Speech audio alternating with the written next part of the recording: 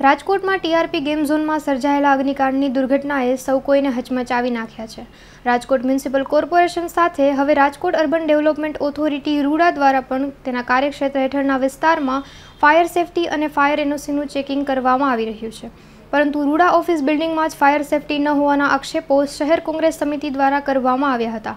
શહેર કોંગ્રેસ સમિતિના પ્રમુખ અતુલ રાજાણી સહિતના તમામ હોદ્દેદારો, આગેવાનો અને કાર્યકર્તાઓએ રૂડા અર્બન ડેવલપમેન્ટ ઓથોરિટીના સીઈઓ મિયાણીને આવેદન પાઠવ્યું હતું। ડોક્ટર નૈનાબા જાડેજા, રાજકોટ શહેર પ્રવક્તા, આજ રૂડા ઓફિસે આવ્યા છીએ અને એમને આવેદન આપવા આવ્યા છીએ કે જો તમારી ઓફિસમાં પણ સીલ મારવું જરૂરી છે, કારણ કે તમારી ઓફિસમાં પણ ફાયર એક્સટિંગ્વિશરના સાધનો નથી, ફાયર સેફટીના જે પ્રોટોકોલ છે આ પણ મેન્ટેન નથી કરી રહ્યા। આ વહાલા દવલાની નીતિ કહેવાય, કારણ કે વેપારીઓ હેરાન થઈ રહ્યા છે। અત્યાર સુધી તંત્ર ગાઢ નિંદ્રામાં હતું, એટલે લોકોને જેમ મન ફાવે એમ કર્યું, ક્યાંય ચેકિંગ ના કર્યું અને અગ્નિકાંડ થયો।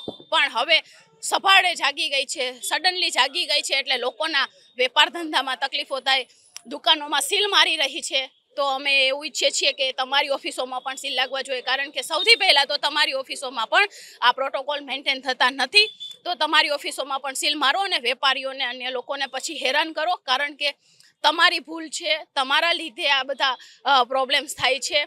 તમે ક્યાંય ચેકિંગમાં નથી જતા, તમે કોઈ રૂલ્સ રેગ્યુલેશન ફોલો કરાવતા નથી, એટલે સૌથી પહેલાં તમારી ઓફિસોમાં સીલ મારો।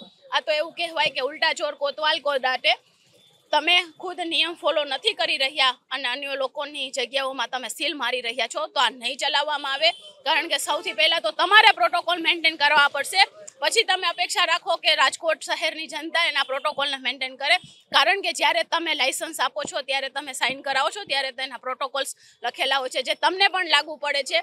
એટલે આ જ વસ્તુ માટે અમે આજ આવેદનપત્ર આપવા આવ્યા છીએ। મને એવું લાગે છે કદાચ જ્યાંથી બિલ્ડિંગ બન્યું હશે કે ઓફિસને અલોટ કરવામાં આવી હશે, ત્યારથી એમને તો એવું હશે કે અહીંયા કોણ ચેકિંગ કરવા આવશે, એના ત્યારથી એવું લાગે છે કે કદાચ ફાયર સેફટીના સાધનો નહીં જ હોય, અને હશે તો પણ બહુ ખાસ જૂના હશે, કારણ કે ગવર્મેન્ટ જાગે ત્યારે માંગે એવી પરિસ્થિતિ હોય છે। આપણને હું બંને જાણતા હોઈએ છીએ, તો હવે એવું નહીં ચાલે। ગવર્મેન્ટે જે લોકો પાસેથી અપેક્ષા રાખી રહી છે કે લોકો રૂલ્સ અને રેગ્યુલેશન્સ ફોલો કરે, તો સરકારી તંત્રએ પણ રૂલ્સ અને રેગ્યુલેશન ફોલો કરવા પડશે। એના માટે કોંગ્રેસ તત્પર રહેશે અને એ જ હેતુને ધ્યાનમાં રાખી આજે અમે આવેદન દેવા આવ્યા છીએ।